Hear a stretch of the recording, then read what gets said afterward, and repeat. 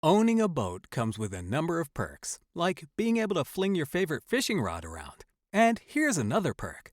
Geico's boat insurance covers your boat and your belongings. And with specialist support from agents that are as passionate about boating as you are, there's so much value that you'll want to high-five someone. But not while you're holding your fishing rod. That's a prized possession. So hold on tight with both hands and keep it covered through boat insurance. Get more with Geico. This is Scoot from the Cleveland Sports Fan Network, here to tell you about our new lineup for the rest of 2021 and beyond. We still have your favorites like Oshimida and the Fan on Mondays, our flagship show, the Cleveland Sports Fan, on Tuesdays. Wednesday has the Burley Gunner Show. Thursday is the Four Chubs, a roundtable show hosted by Burley Gunner. And on Friday, Pit Road News, a NASCAR, F1, and IndyCar talk show hosted by Scoot, the Cleveland sports fan himself. New episodes every day at 6 a.m. Eastern. Visit us at redcircle.com/Cleveland-sport-fan. Welcome to the Cleveland Sports Fan.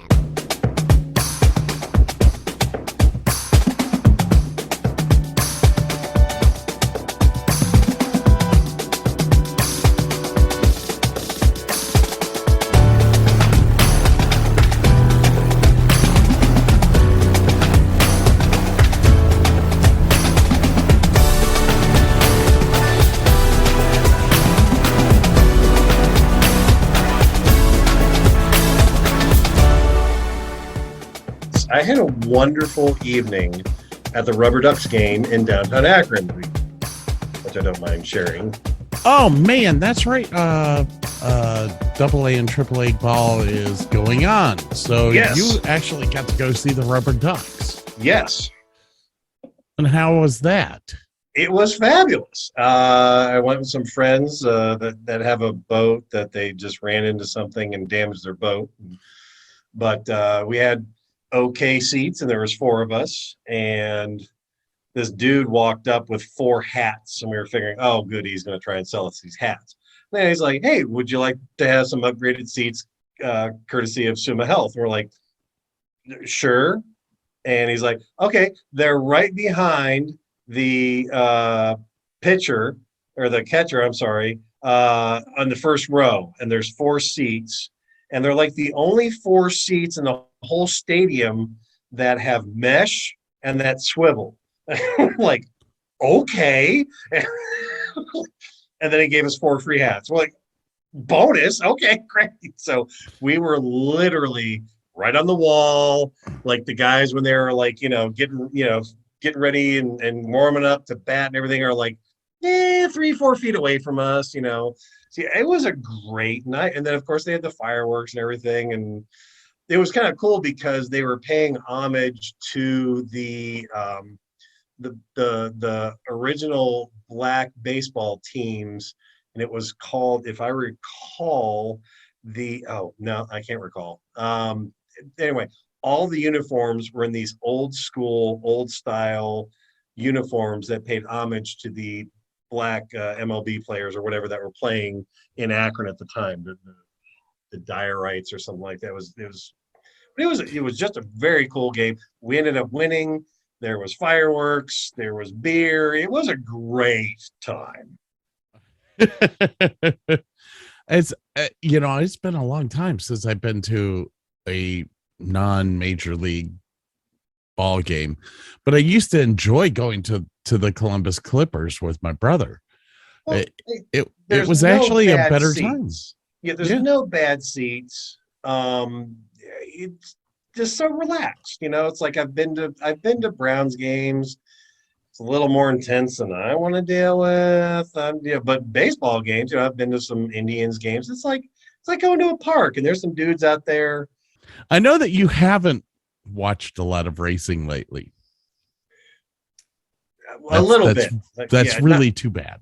It's what unfortunately I love to go do instead of watch. But I did watch the 24-hour Rolex at Daytona, it's a big party that a friend of mine has, and Mm. it's good fun because like it's kind of weird. It's not just a party because you got the big screen there, and you're watching all the action. We have a chart with magnets. So anytime that a car takes the lead, we move the magnet to show this car's in the lead in this section, and the LMFF or whatever. They have four, I believe, different Yeah, styles of cars in there, yeah. and it's pretty amazing stuff. Like I remember a few years ago, Mazda had this bizarre. It almost looked like a three-wheel car. The two front wheels were this We're close together. really, yeah. The backs were way the hell out here and everything, and it was like it just doesn't look like it's gonna work, but it was doing okay, and you're like, okay. It was doing okay. The biggest problem with that car was that it was susceptible to tipping. If they would have As gone most any three-wheel faster, cars are, and I don't know why they didn't think of that, but I'm like, okay, I'm not an engineer. I'm gonna roll with it and see what the hell they do. Like, okay. And of course, they're sitting there going, it's not three wheels. It's got four wheels, guys. It's got four wheels, but there's not enough room between the front wheel. Yeah. Why didn't you do it like all the trike bikes on the road and put the two front wheels way the hell out here and do the back two wheels real tiny together? Because that would have been maybe a little stable. I don't know. I'm not a physicist. I'm not an engineer, but dang, what do I know? The Rolex series is very intriguing to watch because you have the prototype cars as well as production cars, and those prototype cars just fly. I mean, you're like 3 laps and they're already coming up to the back end of the production cars, but it makes it so much fun to watch. And as far as the magnets and stuff like that, the only way that you can watch a 24-hour race like that is to do it that way, because you can't keep track. Oh yeah. And this group of people, they start this party at the beginning of the race, and they stay up 24 hours. So like you could stop in at 5 o'clock in the morning, and there's still a couple people awake watching the action, moving the mat. Okay, this person just went in, and it's funny because they're texting, they're doing their little Zoom calls and shit on their phones with their with the kids and everything. Go, did you see that accident? Holy crap, man! It's just awesome to watch. The thing about it is that you could be in the pits for 10 laps and still win the race. Finishing is probably 70% of that race. That's just getting to the finish line. It is a timed event, so the laps really aren't the most important thing. The most important thing is being there in the end, because somebody else is going to fall apart. You're going to lose 30% of that group to failures, whatever, crashes, mechanical, whatever. But if you finish and you're doing okay, if you're keeping consistent lap times, you have a great chance of winning. But it's just like it's like the almost the tortoise on that one wins as opposed to the hare. It actually makes, I think the Rolex series, I'm a huge F1 fan. The Rolex series kind of intrigues me a little bit more because there's a lot more strategy involved in it.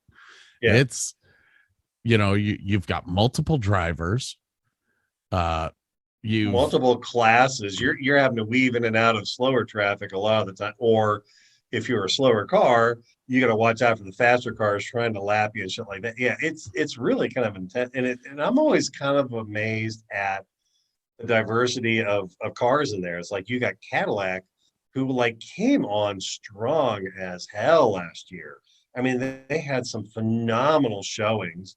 You had Acura, you would assume is everything, but they're running these hybrid cars in that race, doing really well, which is in itself kind of a feat.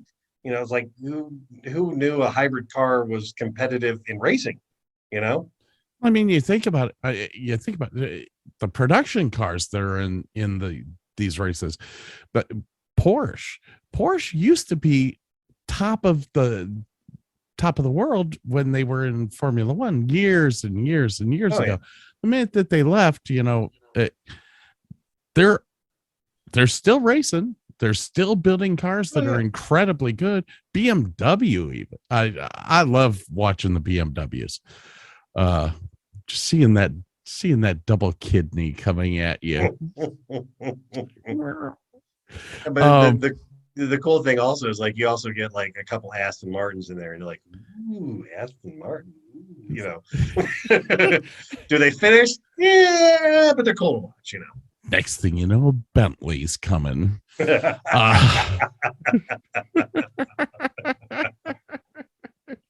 this guy who does this whole party also he owns I want to say it's a 56 Austin Healey Sprite with a Sebring front end on it. And that's the car that he was driving in the uphill race. It's a classic uphill race.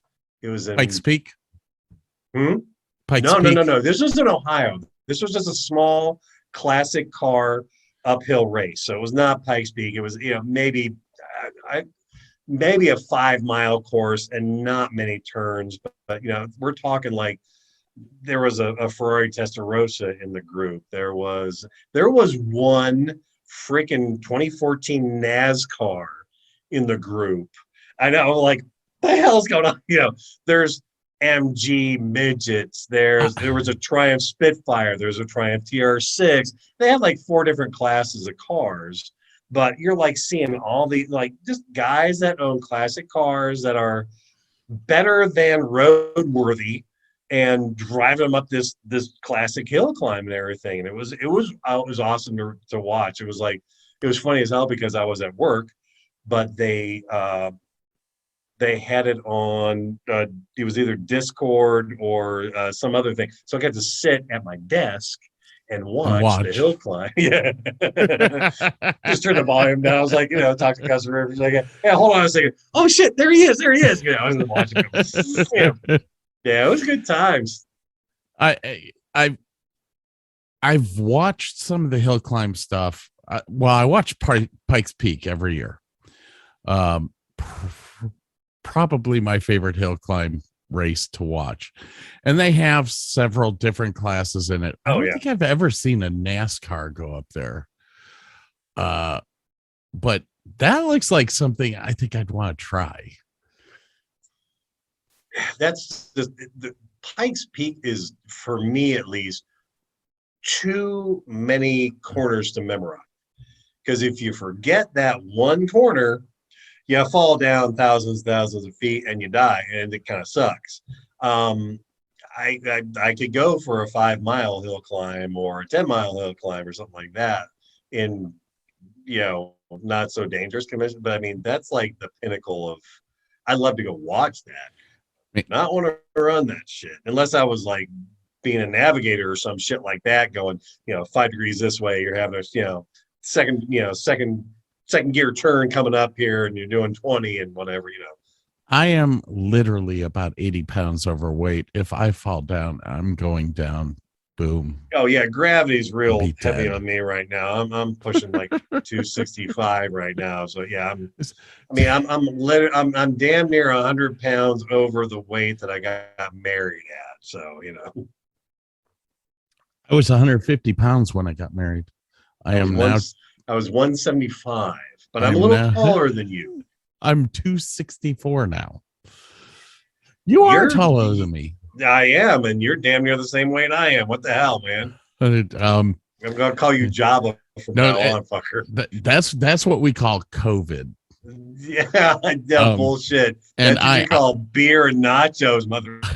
I'm going to stick to the fact that it's probably COVID. That's right. Yeah, it's the lockdown. It's lockdown weight. That's really what it is. Lockdown weight. Definitely lockdown weight. Right. Yeah. So instead of the hill climb stuff and all that, I know you used to do SCCA, didn't you? no, I take that back. I did a couple SCCA, uh, just going around the little courses and timed events and stuff like that. For, Yeah, I saw the night plaque in your courses. car the one time.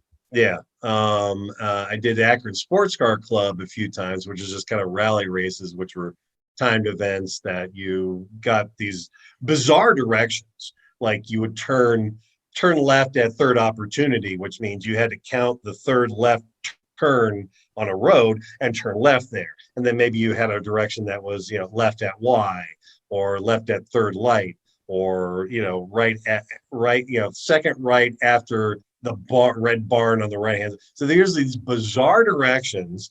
Plus you had questions along the way of, they were bizarre questions like well, actually, Carl and I wrote one of these courses and used this guy's barn, the guy that has the boat, that has the car and everything, because he Right. used to fly airplanes. And he actually has like the altitude of his house written on his barn. And so one of the questions was, what's your altitude? And you're like, how the hell am I supposed to? If you looked over to the right, it was altitude 1138, and that's the altitude above sea level that particular house was sitting at. So it's like, those road rallies were a little bit of a go finding little tidbits here and there and following directions, and it was also a timed event. If you did the event and you hit X amount of stoplights in green, blah, blah, blah, it should take you this amount of time. So time, finishing, and getting the amount of questions correct all went into the calculation of did you win, did you lose, what place did you come into? And we got into that. It was a bizarre thing because Carl called me up and was like, hey, there's this one lap of Akron thing. Let's go do it. I'm like, no, sure, why not?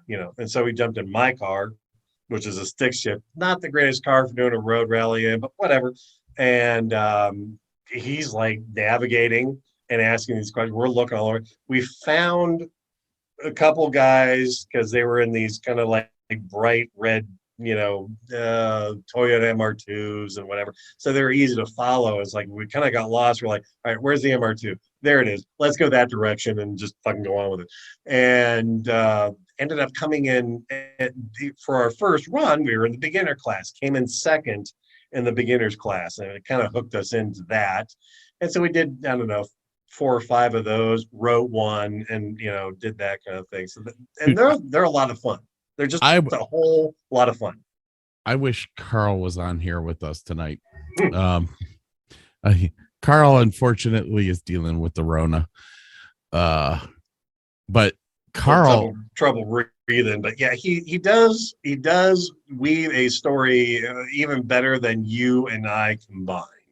Carl has been the instigator in my love of auto racing, my love of cars. My dad was into cars. My dad got me into cars a lot, but it was Carl that would invite me to come over and work on his Mini. And I started to figure out after time went on that Carl was using me to work on his Mini. Well, yeah. Well, and you almost have to with those cars. I mean, you see the vision of the car as a whole, and you realize I can't do that. I have no idea how to make that happen. But there's other people out there in the world that, this guy knows upholstery. All right, well, can I tap into your knowledge, or can I tap into you do this and I'll do this for you? And you obviously were the electronical engineer, because I remember watching you do all the damn plugs and all the electrical in that damn car, and it kind of blew me away. Now he learned a lot from you, because he did a car after that where I think he did all the electrical himself and did a pretty damn good job of it, which really reflects well on you, because he didn't know shit about electronics at the time. that car was a pain in the butt too. Oh, God. Well, he wanted everything on that car. He wanted a radio up top. He wanted a CB radio up top. He wanted the sun and the moon in a car that you could get two guys and flip over. I mean, you couldn't fit all the crap he wanted in that car into that car. It was just so tiny. His car, so people know, it's a Morris Minor Mini, and the overhead compartment where we put the stereo, literally all that stuff had to be custom made. So we're running the power up there and everything, and I have him start the car, and I'm looking at my voltmeter, and I'm like, dude, this car doesn't even have enough voltage to run the radio. What are you talking about? You want to put subs in the back? It's like you have a 1100 cc engine. It's like you can't make enough volts to run a normal car, let alone what you want, unless you put a real alternator on the car, which is 5 times the size of the alternator supposed to be on the car. My dad and I were talking, and this was probably 5 years ago, and I told him if I ever became rich, the one thing that I would do is I would buy 10 of my friends an MGB.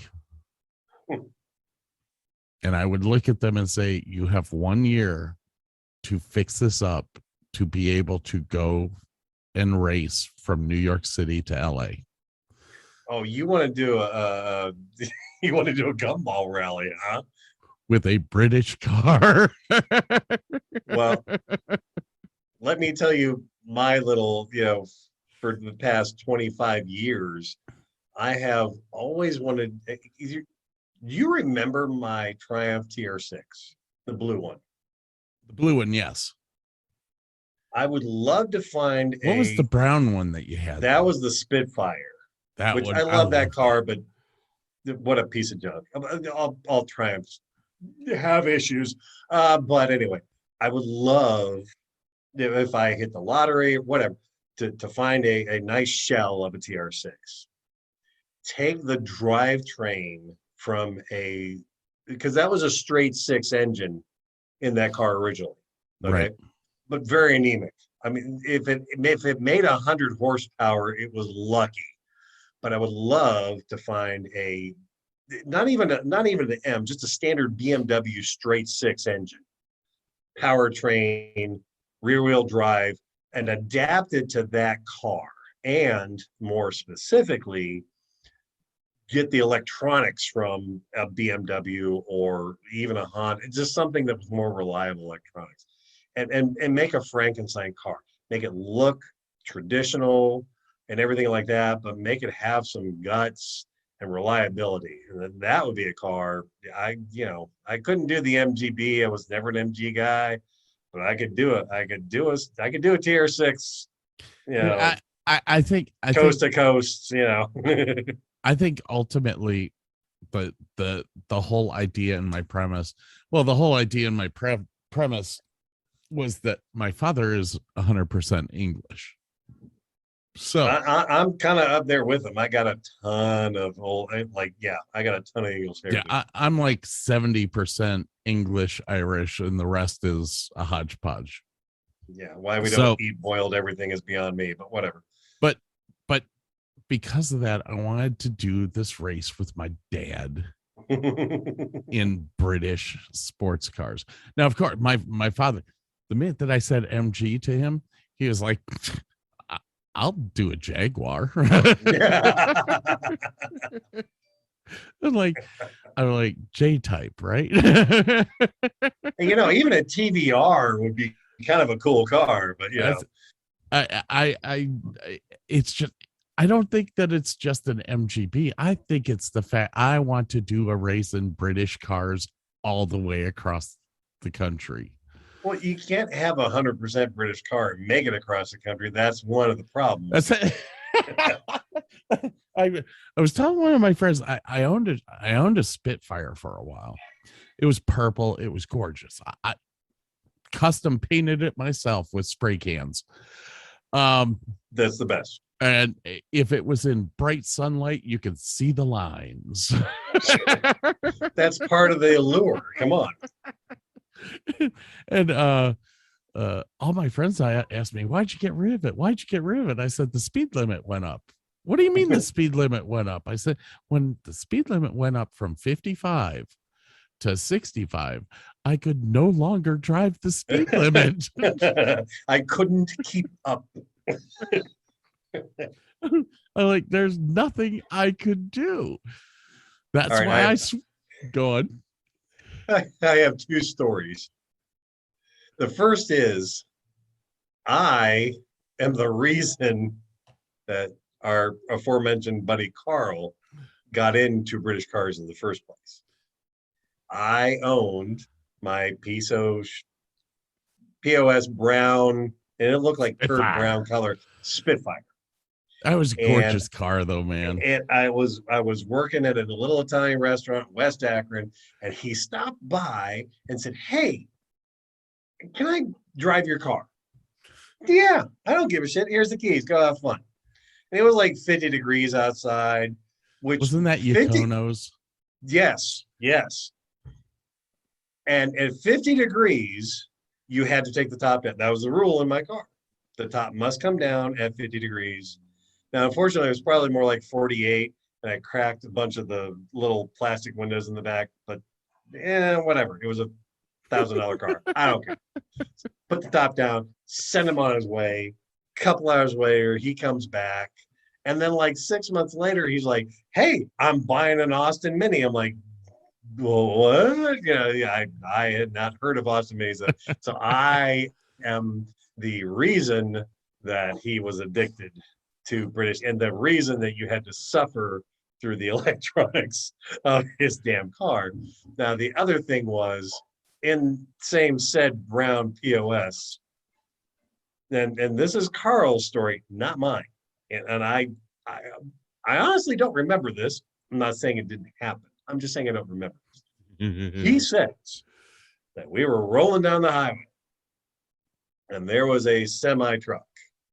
And supposedly I did the Fast and Furious maneuver of changing lanes underneath a semi truck whilst in my Triumph Spitfire. I don't know if I would refute that, because at the time that would have been, I wouldn't have put it past you.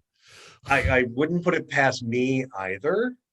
And doing the measurements, it would have fit.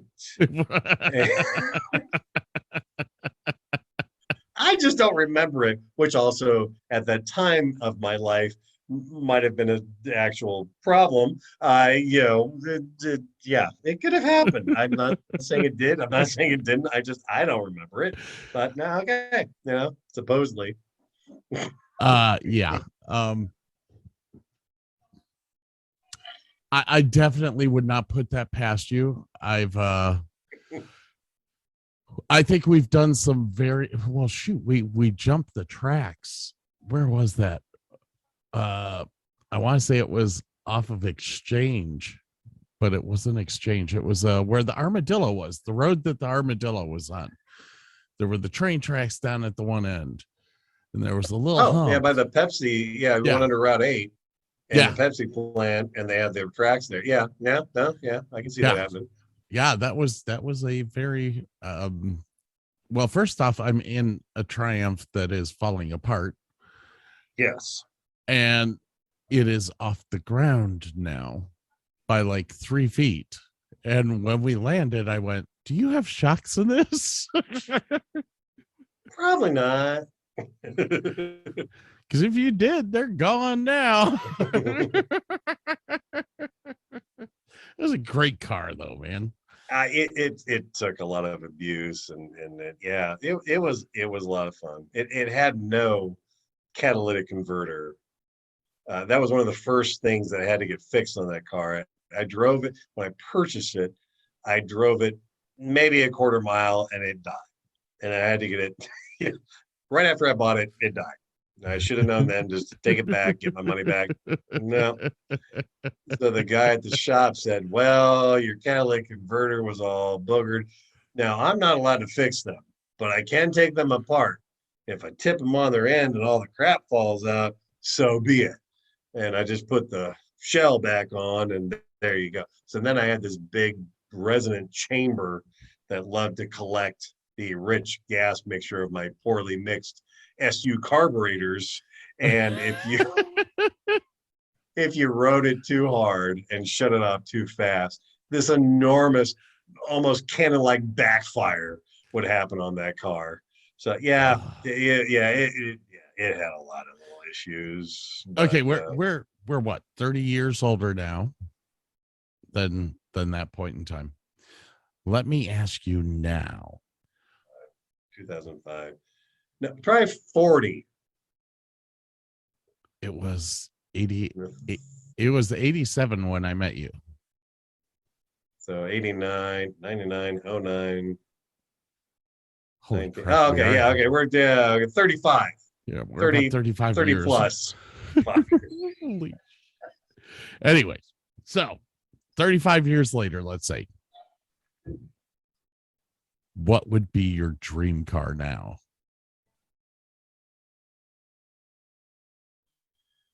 I would have to go with some big honking American chunk of iron convertible that I could cruise around with, power steering that you could use your pinky to drive the day. This is Scoot from the Cleveland Sports Fan Network, here to tell you about our new lineup for the rest of 2021 and beyond. We still have your favorites like Oshimida and the Fan on Mondays, our flagship show, the Cleveland Sports Fan, on Tuesdays. Wednesday has the Burley Gunner Show. Thursday is the Four Chubs, a roundtable show hosted by Burley Gunner. And on Friday, Pit Road News, a NASCAR, F1, and IndyCar talk show hosted by Scoot, the Cleveland sports fan himself. New episodes every day at 6 a.m. Eastern. Visit us at redcircle.com/Cleveland-sport-fan. I've gotten old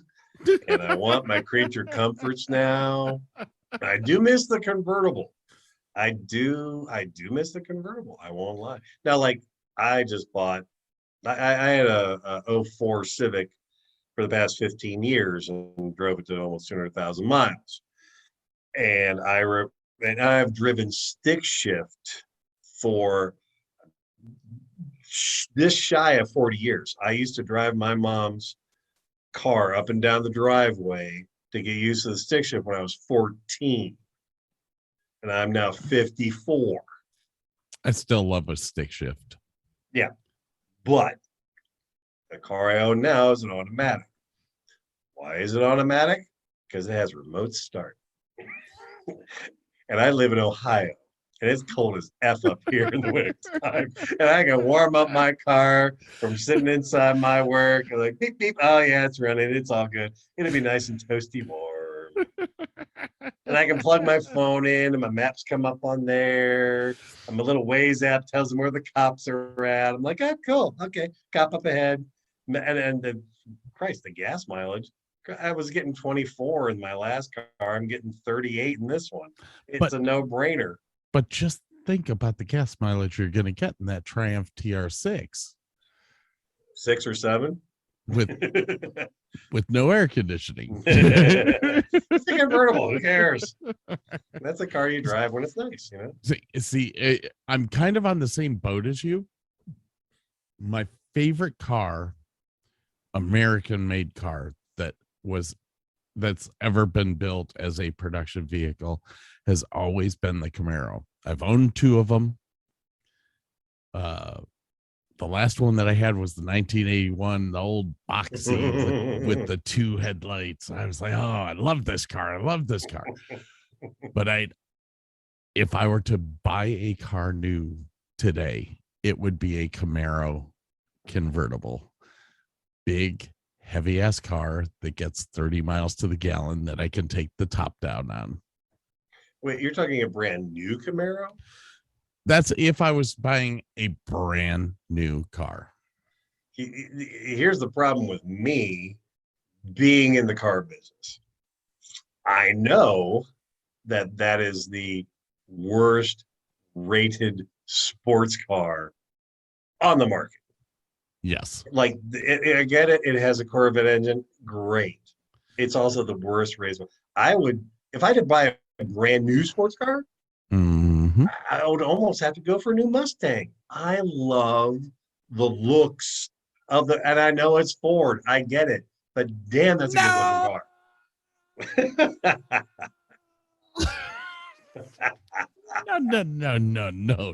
No. Have you seen the new fully electric Mustang that they came out with? No. Oh my gosh. You just sit there for a second. Let me do some typing, and you're about to see something that you will sit there and go, I got a cell phone in front of me. Hold what on. are they doing? Ford Electric Mustang. Okay. The hell's that?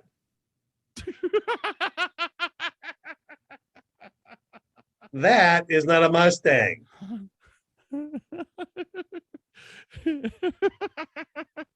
Hey, that's the first time I've heard you say something good about Ford.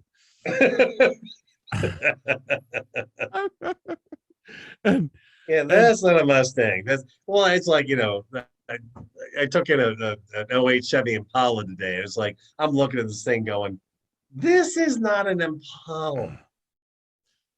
all Okay, right. start this. Oh, Judas Priest. Yeah, okay, Okay. the taillights are okay, but a freaking hatchback, come on. So the only reason I know about this car is that one of the YouTubers that I watch actually drove it across country to see how long it would take to get from New York to LA in an electric vehicle. And he's done the race twice now. He did it once with the Tesla and once with the Ford E-Mach. And the Ford E-Mach takes something like 4 hours to fully charge, where the Tesla, if you actually find a Tesla superstation, it takes an hour or less. Yeah. Well, it's an hour if you fully discharged. Oh, if you got the big battery. Oh, yeah. Okay, got it. So I was like, oh. The minute I saw that, I had to actually call my one friend Jonathan, who has collected Mustangs ever since we were in high school. And I was like, did you see the new Mustang? Did you see the new Mustang? He said, no, is it really cool? I said, oh, man. Oh, man. So then I sent him a screenshot of what it was. And he wrote me back going, fuck you. I don't like you anymore.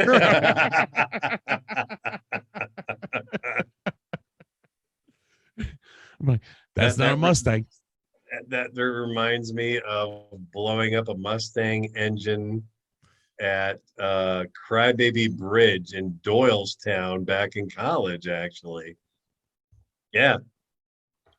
Friend, we were all partying, having a good time, and he had this Mustang Mach 1. Okay. 70s, 70s vintage. Yeah, something like that. Just did that cool kind of fastback look, the one from James Bond and Diamonds Are Forever. And I guess I was the sober-ish one of the bunch. And I was, there's something I've never heard before. I know, right? Like, you want me to drive? Like, okay, fine. And I drink, and that probably because I was the only one that knew how to get there. Maybe that was the problem. I was the only one with directions. Drove all the way down 21, and and the huge back then. huge lights on the expressway were something brand spanking new. So you had these like 100-foot tall poles and these orange, looks like UFO round things on these poles. That was brand spanking new. And of course, everybody else in the car was high as kites. And like, whoa. Yeah. So that's the kind of ride we were doing. To get down all the way to Doylestown, back in the back hills, get on the Crybaby Bridge, shut the car down. We're all just having a laugh and everything. I get back in the car. It will not start. It's just cranking up. Like, oh. So we had to wait there about an hour. I think we lost radiator fluid, cracked the block, whatever. Had to wait there about an hour for the thing to cool down before it start up again. Started it up. We're cruising back up. Every, I don't know, 30 minutes, we have to pull over, stop, let the damn thing cool down. It took hours to get back to Akron. So if you were car broke down like a Triumph, but whatever. What do you want? If there was a classic car, ooh,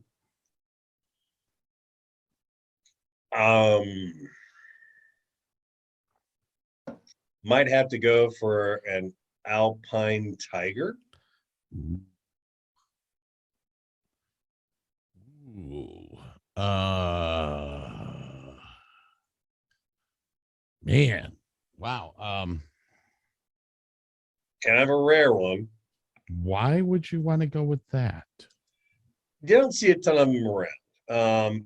And when they came out, they cost about as much as an AC Cobra did. Not quite the power that the Cobra had, but just had that cool, it was a more British vibe on that car. I think the smaller version was one of the cars they used in the beginning credits of Get Smart, if I recall. Before the Carbon Ghia, it was an Alpine Tiger. Just kind of a cool car, and you don't see a ton of them around there. And it had a V8 and an American V8 engine, a tiny little British car, and they were kind of rare. So it'd just be kind of a cool little car. And big enough for me to fit in. That's another qualification now. There you go. Check it, buddy. Look at that. All right. You ready to see mine? Go ahead. Let's see what you got. MGA? What is that? MGTD. Oh, nice. Very nice. An old Morgan wouldn't be bad either. Oh, don't even tempt me. Don't tempt me. That is, I even told my wife, that is my dream car. And then I had to explain to her that it was made out of wood. And she was like, what? There are quite a few cars out there made out of wood, believe it or not. They just, they didn't last, unfortunately, because they were made out of wood. They didn't last with the termites in Ohio. Yes, the MGTD. And the first place that I saw it, I'm trying to remember what movie it was the movie with Rodney Dangerfield when he goes back to school. And I think it was called Back to School. Back to School, yes, yeah. Well, one of the professors comes driving up in it. And I was like, oh, that is a super hot car. My dad turns around and looks at me. He's like, well, you should get an Excalibur. What? Oh, God, yeah. That's a fabulous looking car, too. Absolutely. What? Yep. That is gorgeous. That MG is gorgeous. Oh, yeah. Hey, the Excalibur was an interesting car, but most of them were kits. Yeah, true. It's, it was so rare to find an original. Oh, yeah. It's like a unicorn. Exactly. So, yes, that may be my English car to race across the country in. That's a tough call, man. I mean, there's so many bizarre ones out there that you just want to see resurrected just to see them on the road, Well, and then there's so many that we've never seen. Like Triumph had dozens of cars out the Triumph Stag, a Triumph Reliant, and ugly as hell cars, but we never saw them over there. We never knew what they looked like. There were two cars that my brother owned. Actually, three. He had that there were two cars that were extremely rare that I totally fell in love with. The first one, well, actually, I'll start with the second one that he got. The second one that he got was a Alfa Romeo Spider. Oh, that's a quintessential cool car. It was a beautiful car. I believe that car was in the movie Fletch in a scene where he was running away from the cops. Yes. Yes. And it was such a, I mean, that car was absolutely gorgeous. Oh yeah, absolutely. But the first rare car that he got besides his 56 Ford Mustang hardtop that he was going to try to make a convertible by himself in our garage. God. Before my father finally said, "That's a classic car, you will not touch it." But his next score, I guess is what you would call it, was this little baby. An Opel GT, a piece of history. with the lights that flipped this way to open up. That's a cool little car. Now, I won't lie. Not only did they flip up that way, but it was all manual. There was a handle. Really? That I did not know. There was a handle in the car with a rod that went to the driver's side light. Then there was a rod that went from the driver's side light to the passenger side light. So when you went to open your headlights, you better be a pretty strong guy. It's like manual landing gear in an aircraft. So you sit there and you push that handle forward, and usually the bars would bend, of course, because everything was rusted up because, British. So, but anyway, so literally they would start to spin slowly. Then all of a sudden it was all, and you're like, ooh. Was that not a fiberglass car? It was. Man. Well, it had fiberglass and steel components to it, like the roof. That was steel. Oh wow, okay. But when there were a ton of body parts that were fiberglass, and if you didn't know what they were, like my brother, you would start sanding, and all of a sudden, you'd sand right through the body and go, why do I have a hole? What the hell? I never even saw sparks. God. There was no rust in the car. I don't get it. I love my brother, but he has zero brains. Okay, so what about a Fiat X19?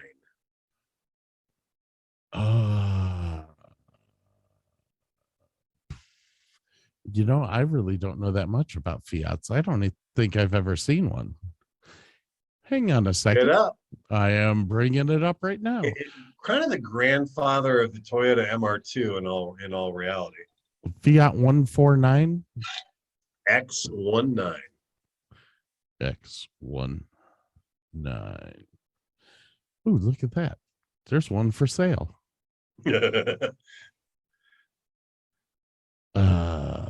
Share my screen.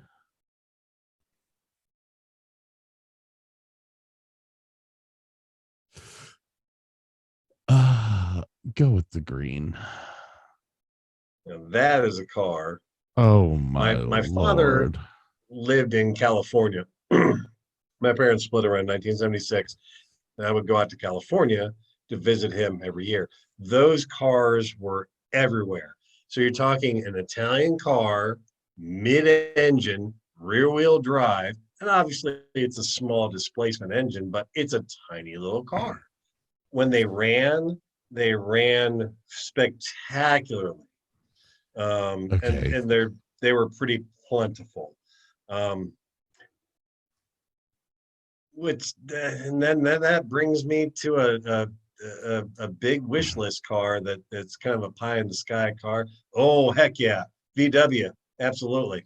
Well, in a That way, car was originally slated to be a that is Volkswagen. that is very true. That is true. I will jump in on you on that. But yeah, that's just that car is on the verge of being ugly like a pug. Dude, okay. We're gonna take a little break here. All right, so we're gonna go into probably my second favorite car manufacturer right now. Okay, you're all about Ever. Porsches. I love Porsches. Okay, Air-cooled engine. It's not a V6. It is a 6-cylinder, but it's not a V. what That car is- would that be? That's almost every Porsche. The Porsche Oh, true 911, that. Yeah. 911s and all that. Yeah. Okay, gotcha. 914, one of my favorites. But my The ultimate risky favorite business Porsche. car. What was that? The 928? Yes. Cool. Pretty much any sports car with a pop-up headlight was a cool car. Baby, there she is. Yes. Look at that V8. bad boy. Front engine, rear wheel drive, V8. I rode in one of those. Carl's next door neighbor had one of those and took me for a joyride on the highway. And this guy was cool as a cucumber in a car. I mean, just the coolest ever. As a matter of fact, when I was spinning out on the highway on 224 on the overpass, he was in the passenger seat, and we did this. We looked at each other. We looked over and went, shrug. That was it. That's all we did. Yeah, we're spinning out on a highway overpass, 30 feet above other traffic. What are you gonna do? Just looked over, shrugged. Yeah, whatever. Yeah, That's what it is. but yeah, he took me for a joyride in that car, and that car was a blast. That car was it was a beast, man. Yeah. It had 100 foot-pounds of torque. So when it took off, it was like sink your ass into the seat. You had Take to off. watch though, because there was a couple. I want to say the later models got hindered by American standards and lost a lot of horsepower, a lot of torque. But the original, and it might have been an S version or something like that, was just a monster car. It was kind of like the M version of that car. It was a monster. Yeah. Yeah, Fun car. I mean, seriously, if you look at all of Porsche's cars, their base model, as far as power goes, is down almost 100 horsepower, 150 horsepower from the rest of their models. Yeah.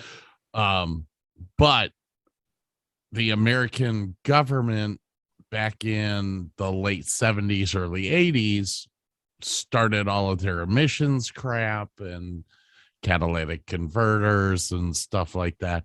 And it slowed down the European sports cars. Oh, yeah. I mean, it not just Porsche, but you've got to look at Ferrari, you got to look at Lamborghini, which were two separate companies at that point in time, unlike today. Mhm. All of these cars lost about 100 horsepower because of the emissions crap that was being put in on them. And lo and behold, don't buy a Porsche in California. Oh God, no. Yeah, smog emissions and all that. Yeah, it kills those cars. All right, so if we're talking really dreamy cars, what about a Lancia Stratos? Oh my gosh, Lancia. I love Lancia. Ferrari engines, purpose-built road Which one? cars. Stratos? Stratos, yes. Yeah. Yes. Oh. Yeah. Oh. Good stuff crap, there. Look at that, baby. Those things ruled rally car and dirt tracks and all those videos that you watch where the guys are going sideways through British countryside. That car ruled for 2 or 3 years. It was just a beast. Super lightweight. The Ferrari, I want to say it was the 6-cylinder Dino engine, but I'm not 100% sure. I can't remember what was in that car. But see here, Ferrari powered but just beautiful. Just a beautiful body on that car.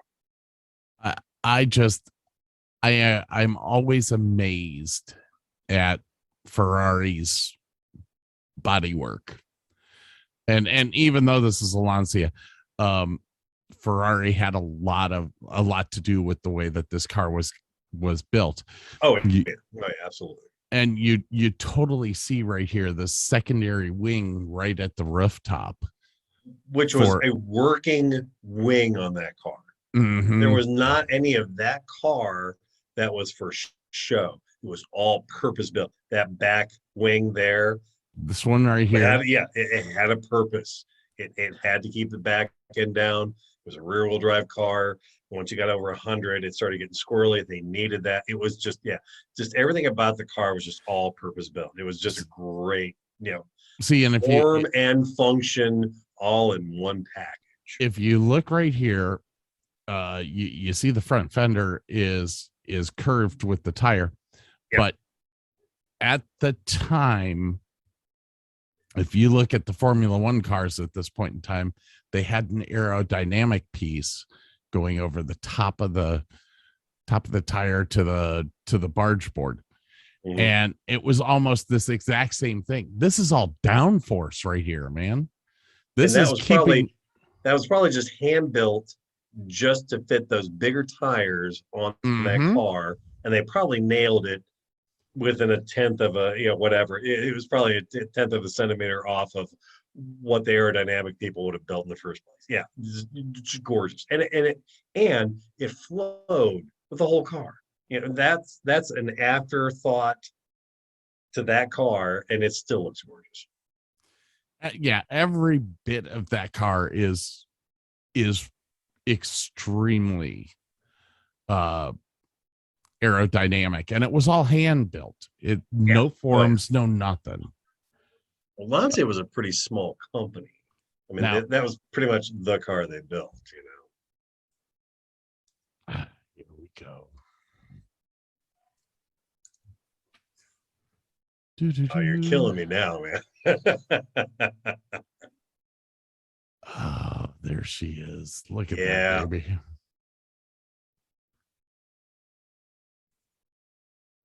There's the hardtop version. And still a gorgeous car. I mean, you obviously wanted the convertible, but even as a hardtop, it's kind of like the Jag. The E-Type Jag in a hardtop was equally as beautiful as the convertible version. And that's another car that's kind of a hard thing to get nowadays, is a car that looks good, convertible and hardtop. Well, really, what is your choices nowadays with the convertible?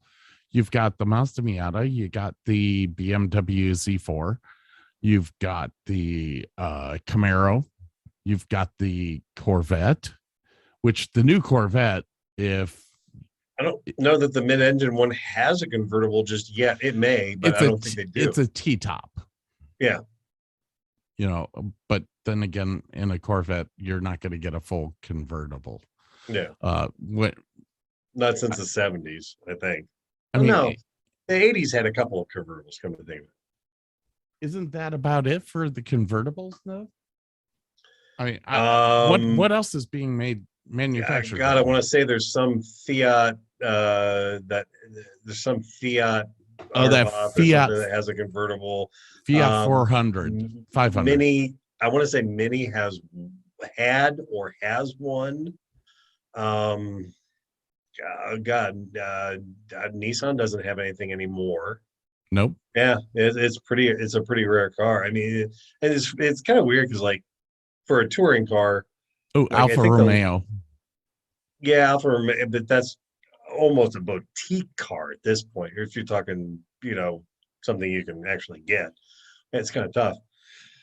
I kind of miss the Solara, the Camry Solara, The Toyota. Yeah, that car was actually built for their high end line, but they didn't want it for some reason, so they badged it as a Toyota, and that's just I mean, if you want a relaxing, reliable convertible that seats more than 1.5 persons, that Solara convertible is a hell of a car. Oh, hang on. Let me just mute that right now. I don't.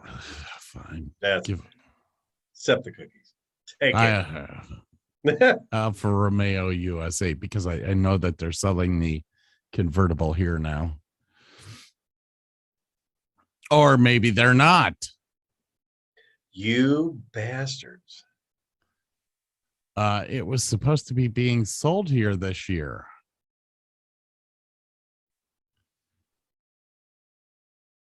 What was that? What was that one BMW that was it an Alpine? BMW has a convertible in the 4 Series. No, I'm talking about previous cars like 10, 15 years ago. The Alpina. Okay.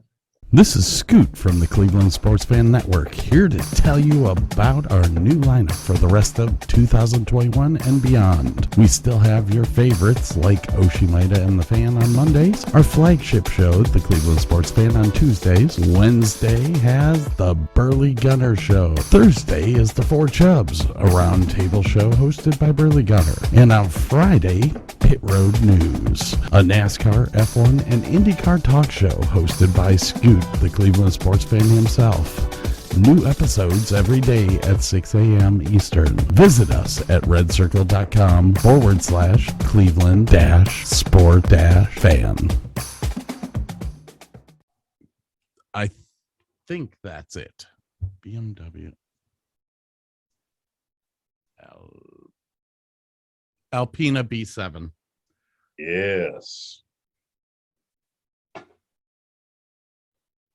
Oh, they have it as a. Oh, that's God. Currently for sale. I did not know that. They have the B7. They have the B8. Holy crap! They have an Alpina out next year. Oh, good Lord! Look at that badass. Dude, I love. You wanted your kidneys? There you go. I love me a BMW. Let me take this out and see what we come up with.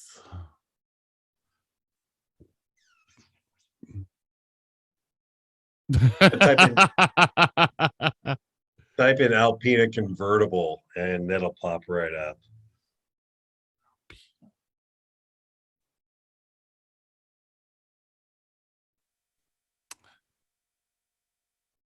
There you go. There you go. Look at that. Used 2003. 17,000. Dude, that is sweet. That's a whole package right there. You got German engineering backing up, ton of horsepower and torque, lightweight. If I had to guess, that thing's got to be a 50-50 weight distribution and just sexy as all get out. I mean, that's just a whole package right there. That is a hot car. Oh, look at that bad boy. That's a bit of all right. That's what that is.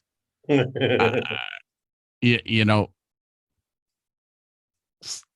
I'm gonna do it.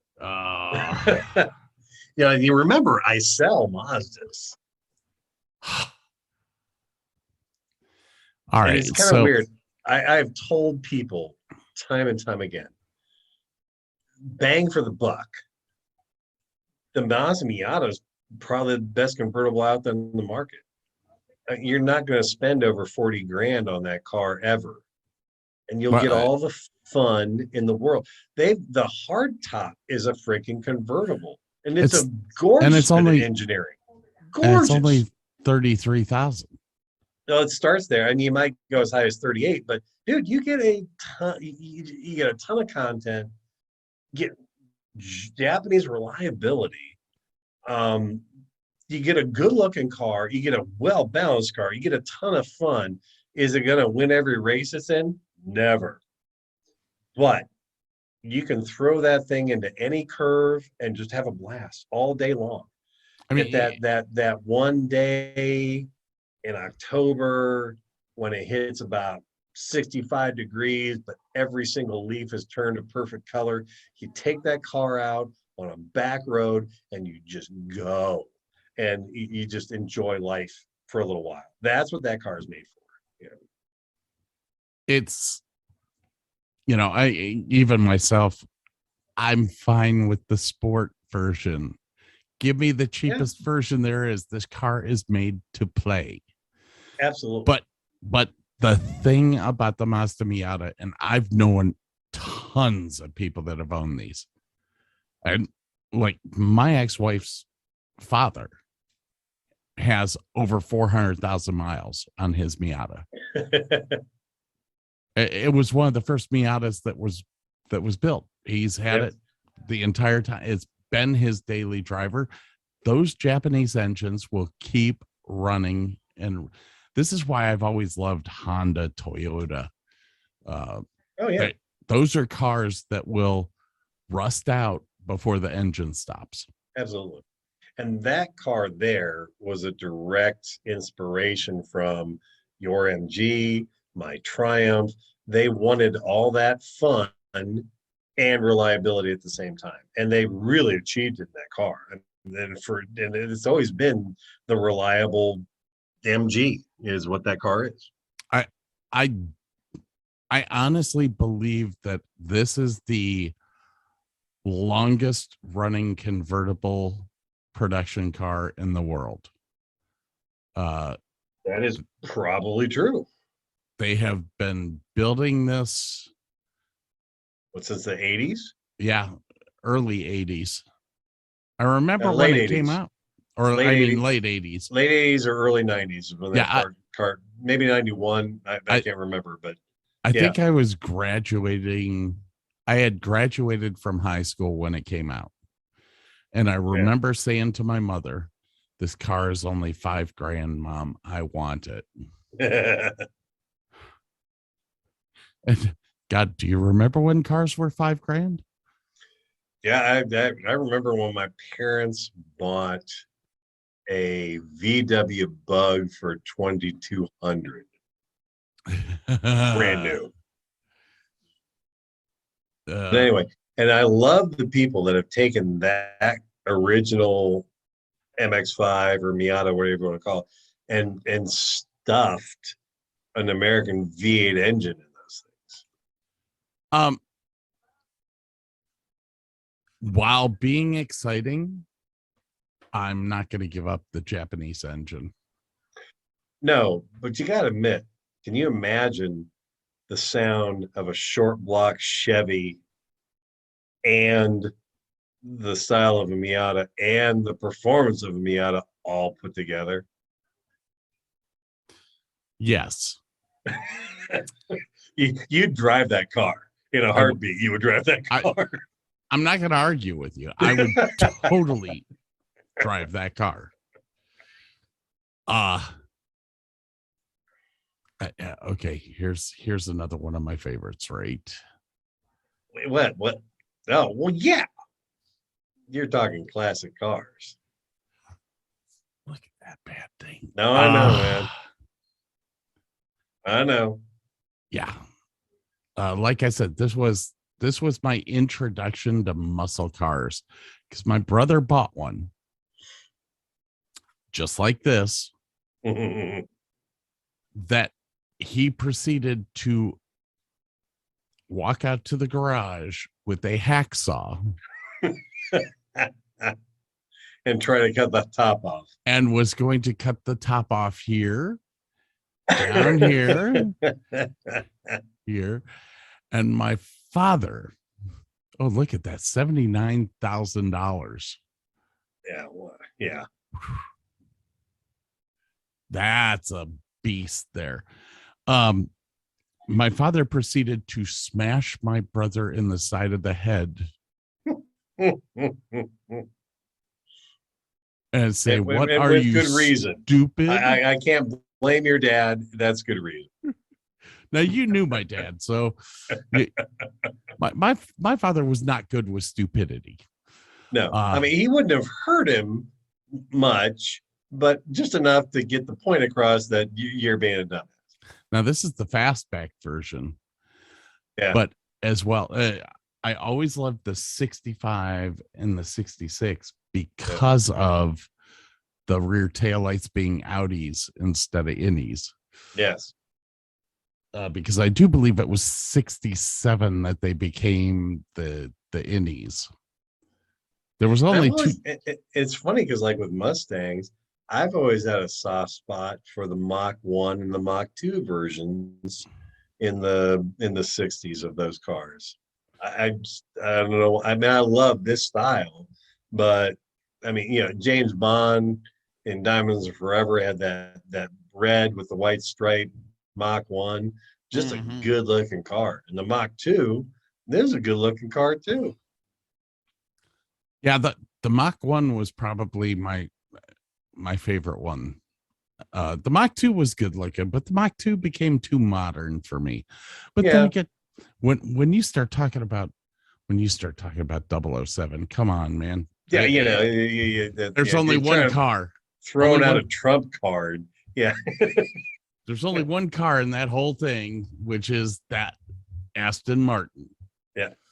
Well, you gotta admit, you know, if James Bond had to drive an American car, it's going to be a Mustang, and that gives a little cred. That's a little street cred right there, you know.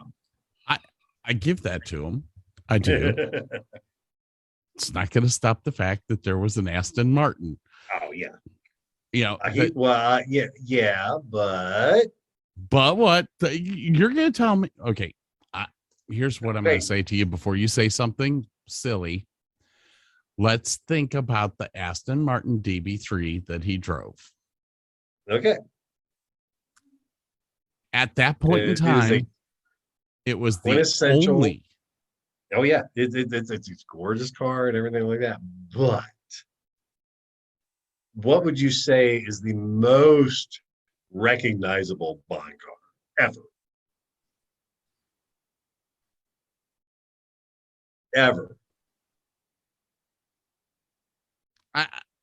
I would go with the Aston Martin, but it's got to be the White Lotus that turns into a friggin' submarine, man.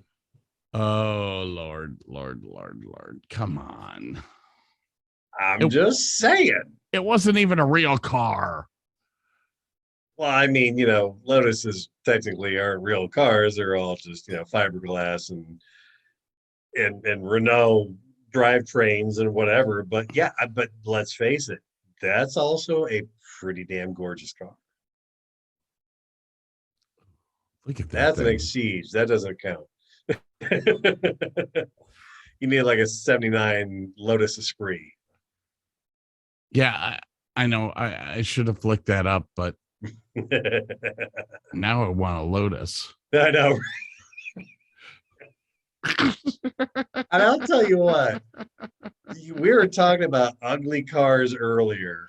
Okay, first of all, pull up the There it is, you right go. there.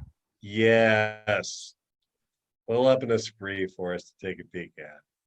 There it is, white. Oh, hell yeah. There you go. Yeah, That was the bad boy that turned into a submarine. good stuff. And they even had a follow-up car the next film that unfortunately had to blow up. It didn't get to do a whole lot. But Okay, so what? Oh, wait, there it was, right there. yeah. Oh yeah. Heck yeah.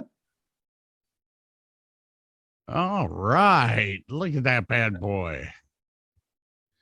That's exactly what I'll buy you when I'm rich. The floating version. I'll have lots of use for that. You know, they said that it really worked. I mean, the guys inside had to be in diving gear, but yes, it actually had articulated motion Yep. and it had little fan jets and it actually moved through the water. So, I mean, technically, it was a working submarine. Boy, I love this. This 1976 Lotus Esprit can't drive on land. All right, so what is your answer for the ugliest car? Oh, oh God, I can't think of the name of it. It is Lotus, however. Earlier than that, it's just another one of those pug cars that like it's a pug dog. It's so ugly, it's cool looking. God bless it. My medicine is getting to me at this point in time. No, that's not medicine. You know, old age. Let's see here. Old. We need old.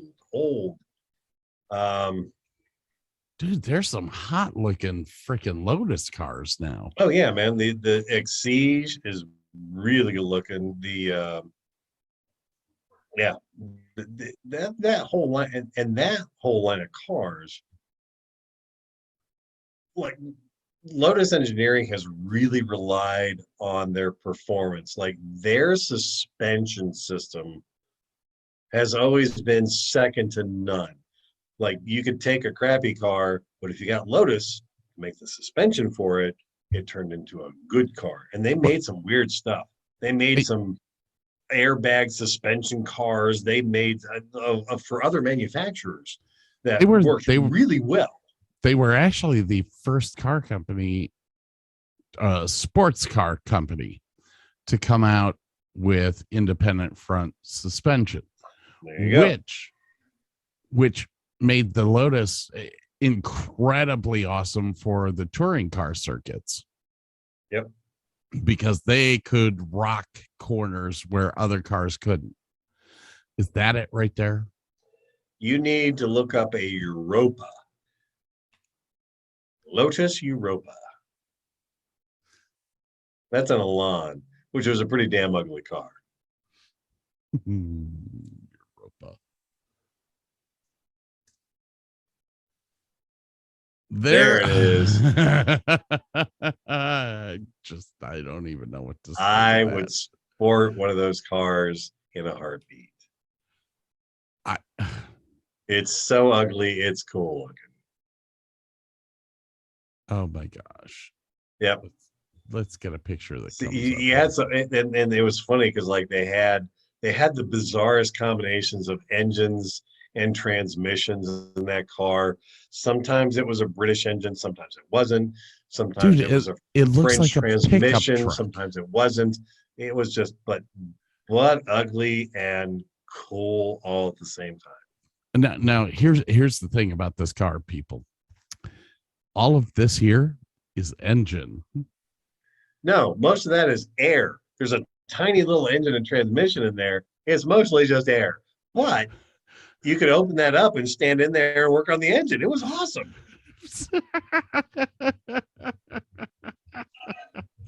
being a British car, it needed that a lot. So it was a win-win. Yeah. Mm, mm, mm, mm. I could totally see you rocking this. Oh yeah. But then again, I totally kind of through college watched you drive around in a car that we had to fix every time we got in it. Yeah. So yeah. God, that was that beautiful Triumph. I still to this day love that Triumph Spitfire. Well, we'll then pull up the 1500 in brown, man. That was the car. And I remember I had the optional hardtop on that car, which actually made that kind of livable in Ohio. That hardtop made life a lot better in Ohio because you actually had a back window you could see out of. Right. There it is, brown right there. Yeah, that's the one. Look at that bad boy. Big rubber bumpers to meet American standards. Yeah.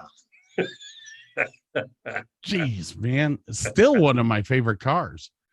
And that you got to remember too, that car there, and I believe the TR6 were all Pininfarina design.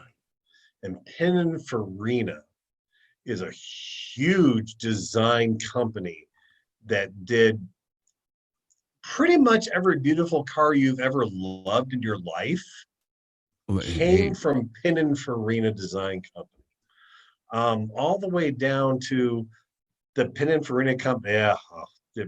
Yeah. God, I love that car. But Pininfarina, like went down all the way to like the Honda S2000. They did the design for that car. Mm-hmm. They did the design for the Testarossa. They did the design. I mean, pretty much any car that you loved that was foreign, they probably did the design for that car. And that's just look at such an iconic. I have never seen a Triumph that clean. No, and you never will. No, because like the minute that you change the valve cover gasket, it will start to leak.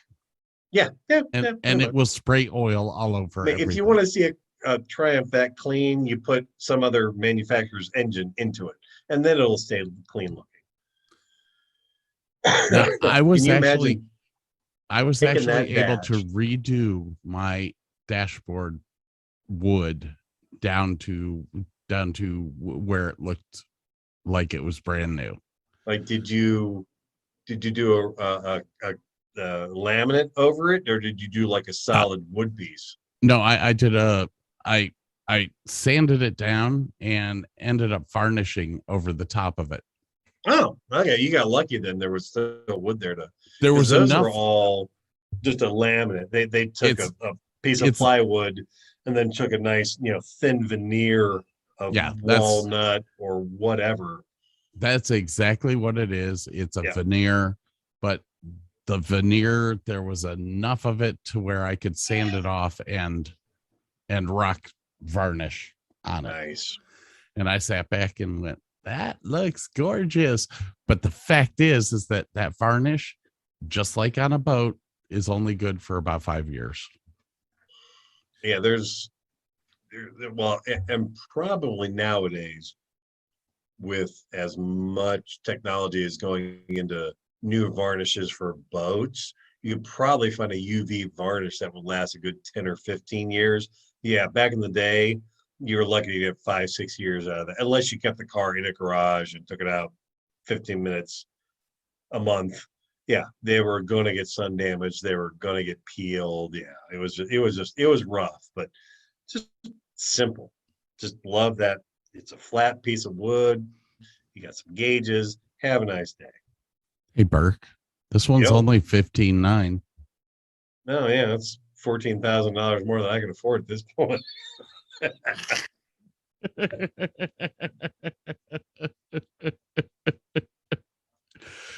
Come on, man. That's a great car. It's about as ugly a color as my brown Triumph, so I'd probably have no problem sporting that color. I would love to get that old blue though, because that blue was my first one. God, I love that color in that car. And whoever I bought it from redid the inside. The inside was originally a baby blue vinyl, whatever it was in the inside, and they dyed all the seats, all the sides, and everything a camel brown.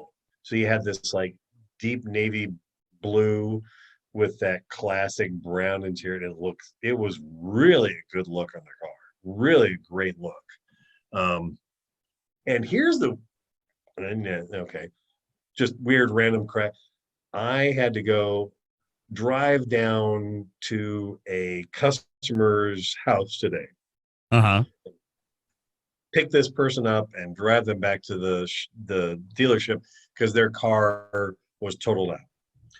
I'm driving down this road in Clinton, Ohio, which is kind of the middle of nowhere, whatever, and I'm driving down this road going, my God, this road looks familiar.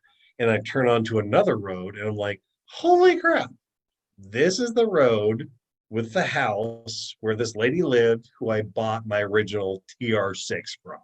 I You're drove kidding. past the house where I bought my TR6 from originally. What was that, 40 years ago?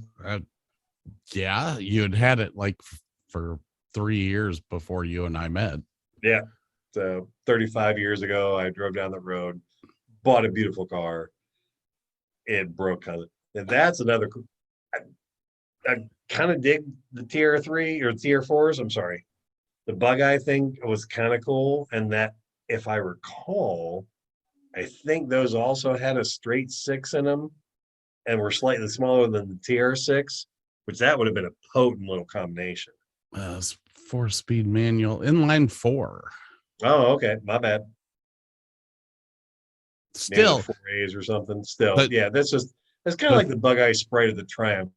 the thing about this car was that the ass end here, let me get to the ass end, actually looked a little more like a Spitfire, but the front end just looks weird. Yeah. The back end's a little actually more like the Alpines were, and a little bit of what the Triumph Stag I think was, but I think when you went back another generation to maybe the tier 3s, those look like the MGTDs that you like. Because Triumph had a car that looked a lot like the MGTD. Oh, there's the TR6. You're killing me, man. Stop there's the TR7. The shape of things to come. I almost bought this car. Good thing you didn't. Like, just take the worst British car you've ever owned and make it even worse, and it was that car. It was less reliable than the Spitfire. Oh, and then the TR8. I don't think anyone I know ever owned one of these. I've seen a couple of those in California. I cannot remember the manufacturer of the 8-cylinder engine. From what I heard, when they ran, they were fast little. I mean, let's face it, a V8 car and a little Triumph convertible. Yeah, I mean, that's just insane. Look at the size of that thing. I don't even think this is going to say the weight, but 3.5 V8. I mean, that thing just ran like you couldn't believe.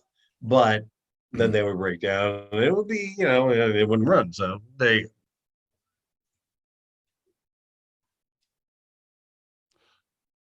Oh, I think Burke died. Dude,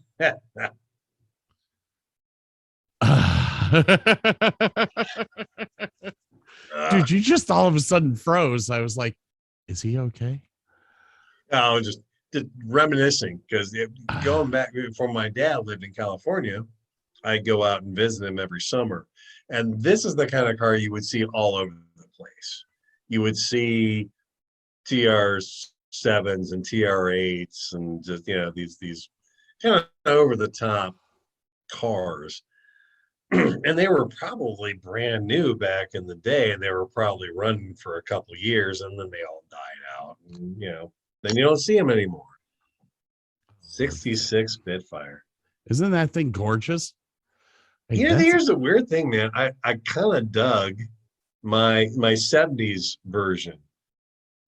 Well, the 70s, I don't know what it was. Like, this was a little too rough, not refined enough. Everything on this is rounded.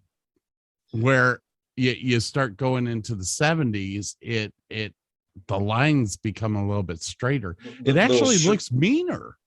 Well, I don't know. I like the sharper nose on the 70s version. I don't mind the rubber bumpers. I know it was an all American thing, and everyone was like, "Oh, it doesn't have chrome bumpers." Like, I didn't give a crap about chrome bumpers. Okay, here's the 66. Right. Here's what I'm talking about here. We're gonna go to the 74. That is just a badass looking front end of a car.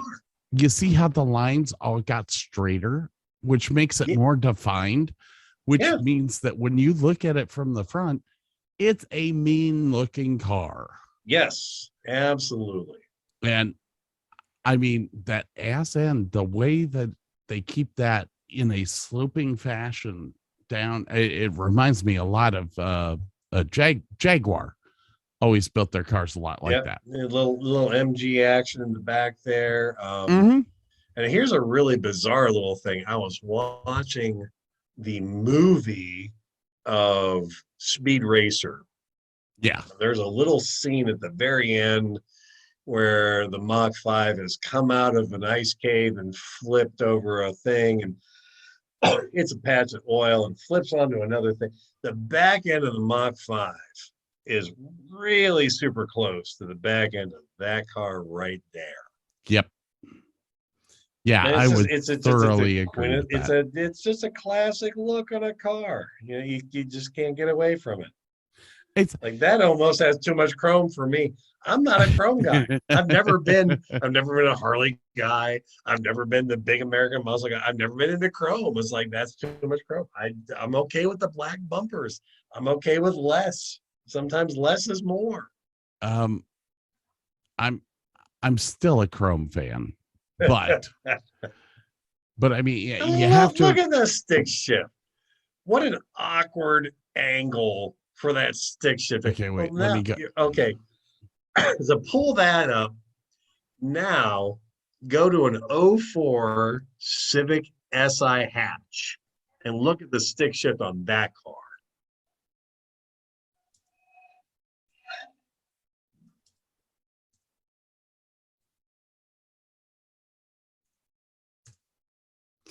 All right, let's see if I can find the stick shift on this.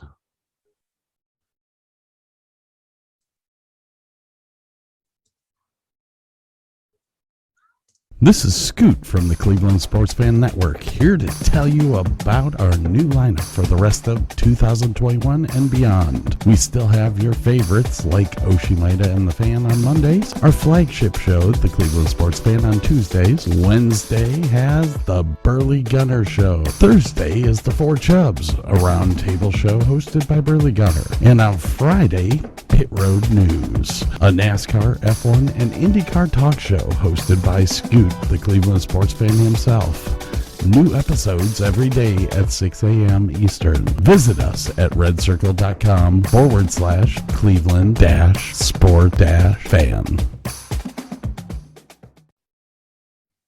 Images. There you go. You've got to be kidding me. No, stuck right out of the friggin' dash at an awkward angle. Okay, that reminds me of the Mercedes Sprinter. Well, this design was based on rally cars, where they took the stick shift lever, took it way up so that it was inches away from the steering wheel, so that you didn't have to move your hand off of the steering wheel too very far to shift gears. And believe it or not, even though it's up on the dash, it still was a forward motion and very, like, you could rest your hand on it. It was a very comfortable car to drive. I mean, I spent 185,000 miles in that car, and it was a joy. It was a total joy. But that's just so awkward looking. It's okay. great. Okay, let me ask you this: Would that Civic hatchback be as much fun to drive as that? If you took, and that's what we're trying to do at work, if you took my engine and my transmission from my 04 Civic, put it into that car, yes, that would be the poo. That would be the shit right there. Because you got classic looks, reliability, power. Yeah, that would just be the total package on a car. We have a car at work. These poor guys at work, before COVID all started, they bought a shell of a GT6. So that car in a hardtop came in a straight 6-cylinder variant. So they bought a Triumph GT6 body, and they were planning on putting a modern day Civic Si engine. So Honda, that's Alfa Romeo. Oh yeah, the Veloce. Yeah, even nicer than, yeah. That's just that was a hot car in California. That car will do 80 miles an hour. You couldn't spit. That's the car that they drove in the movie Fletch when he was trying to get away from the cops. Yes. Yes. You could not spit and not hit one of those cars in the road. They were everywhere in California back in the early 80s. They were everywhere because they didn't rust. And there was plenty of, Alfa dealers that could actually fix the cars because it was Italian. It was going to break.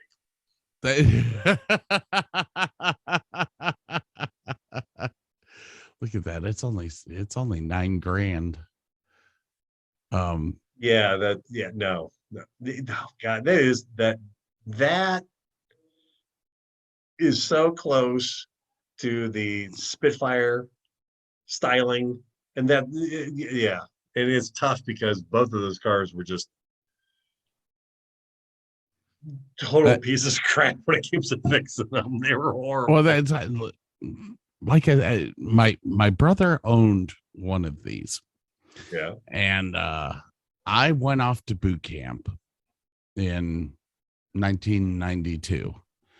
And when I came back, my brother picked me up from the airport in his Alfa Romeo and proceeded to look at me and say, "Oh, we're going to go get drunk."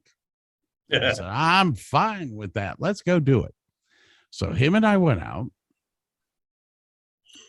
I had not drank in 4 months. So I proceeded to get drunk really, really quick. And it was not a pretty sight. But at least it was convertible. You could just lean your head out the side and not throw up inside the car. Now I proceeded to swing open the door to try to relieve it. And instead of getting it out of the car, it all landed on the door sill. Oh, well, I've been in worse situations with cars and puke, so that's okay. My brother, you tried your best. Good job, little buddy. Yeah, my brother has never forgiven me. Best car I ever owned. Alfa Romeo, man. Best car I ever owned, and you puked in it. Yeah, I'm sorry. Cat, if you knock over my drink, I will beat your ass. I'm so glad that I always put explicit on all of my stuff. NSFW. I I've been editing the show from last night that we did all day today, and you could tell that we were all pretty lively by like the second hour, because I'm like edit. I can't say that. Oh crap! I can't say that. What the? Damn! Did I say that? All right. I have this one cover up that I use that I called Swibidoo.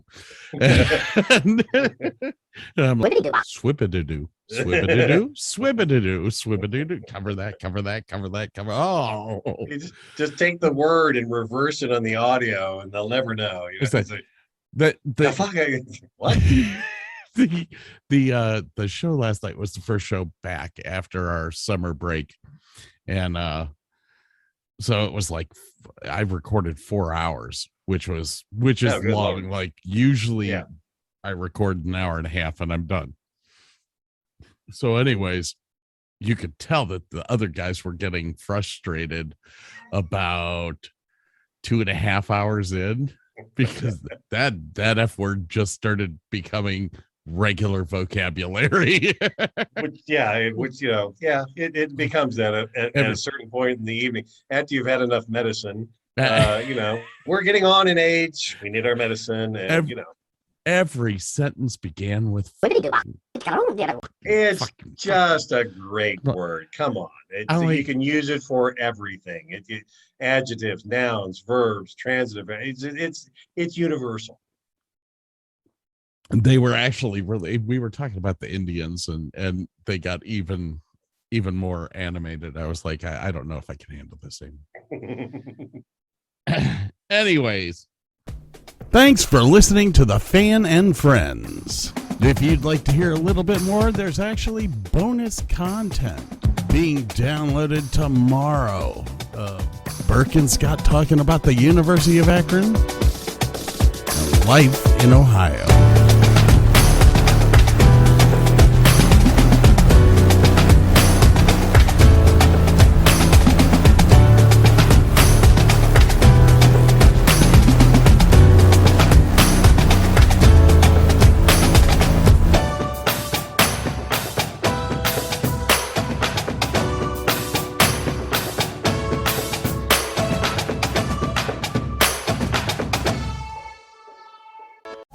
Wow. What's up? I just bought and financed a car through Carvana in minutes. You? The person who agonized 4 weeks over whether to paint your walls eggshell or off-white bought and financed a car in minutes? They made it easy. Transparent terms, customizable down and monthly. Didn't even have to do any paperwork. Wow. Mm-hmm. Hey, have you checked out that spreadsheet I sent you for our dinner options? Finance your car with Carvana and experience total control. Financing subject to credit approval. Owning a boat comes with a number of perks, like being able to fling your favorite fishing rod around. And here's another perk. Geico's boat insurance covers your boat and your belongings.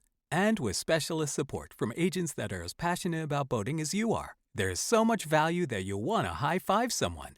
But not while you're holding your fishing rod. That's a prized possession. So hold on tight with both hands and keep it covered through boat insurance. Get more with Geico.